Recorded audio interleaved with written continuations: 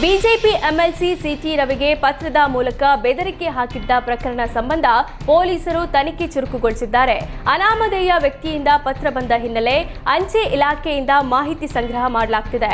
ನಗರದ ಅಂಚೆ ಪೆಟ್ಟಿಗೆಗಳ ಹತ್ತಿರ ಇರುವ ಎಲ್ಲಾ ಸಿಸಿಟಿವಿ ದೃಶ್ಯಗಳನ್ನು ವಶಕ್ಕೆ ಪಡೆಯಲಾಗಿದೆ.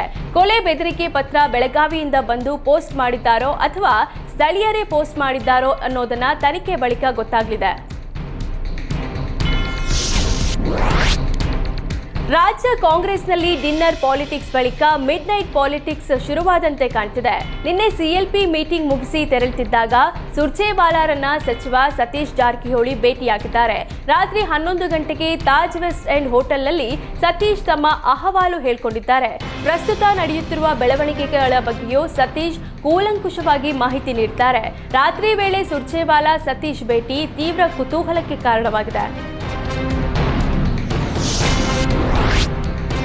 ರಾಜ್ಯದಲ್ಲಿ ಕಾಂಗ್ರೆಸ್ ಸರ್ಕಾರ ಅಧಿಕಾರಕ್ಕೆ ಬಂದಾಗಿನಿಂದ ಈಡಿಗ ಸಮುದಾಯವನ್ನ ಕಡೆಗಣನೆ ಮಾಡಲಾಗ್ತಿದೆ ಅಂತ ಪ್ರಣವಾನಂದ ಸ್ವಾಮೀಜಿ ಬೇಸರ ವ್ಯಕ್ತಪಡಿಸಿದ್ದಾರೆ.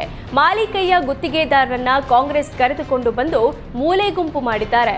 ನಾರಾಯಣ ಗುರು ಹೆಸರು ಹೇಳ್ತಾರೆ, ಆದ್ರೆ ಅವರ ಪುತ್ಥಳಿ ಮಾಡಿಲ್ಲ. ಈ ಸರ್ಕಾರ ಬಂದ ಮೇಲೆ ನಮ್ಮ ಸಮುದಾಯದ ಒಬ್ಬರಿಗೆ ಮಂತ್ರಿ ಸ್ಥಾನ ಕೊಟ್ಟಿದ್ದಾರೆ ಅಷ್ಟೇ, ಆದ್ರೆ ಯಾವುದೇ ಅಭಿವೃದ್ಧಿ ಕಾರ್ಯಕ್ಕೆ ನೆರವಾಗಿಲ್ಲ.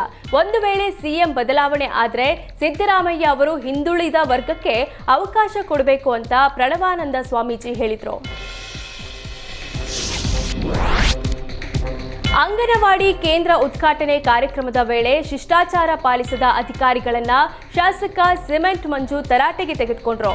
ಅಲೂರು ತಾಲೂಕಿನ ಕಿತ್ತಗೆರೆ ಗ್ರಾಮದ 21.50 ಲಕ್ಷ ರೂಪಾಯಿ ವೆಚ್ಚದಲ್ಲಿ ನೂತನ ಅಂಗನವಾಡಿ ಕೇಂದ್ರ ನಿರ್ಮಿಸಲಾಗಿತ್ತು.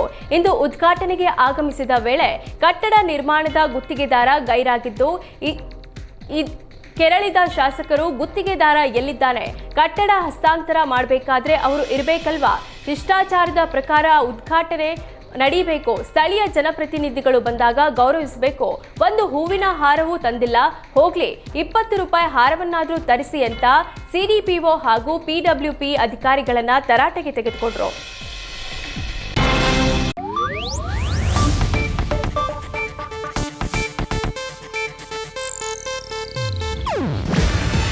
ಇದು ಏಷ್ಯಾನೆಟ್ ನ್ಯೂಸ್ ನೆಟ್ವರ್ಕ್ ಪ್ರಸ್ತುತಿ.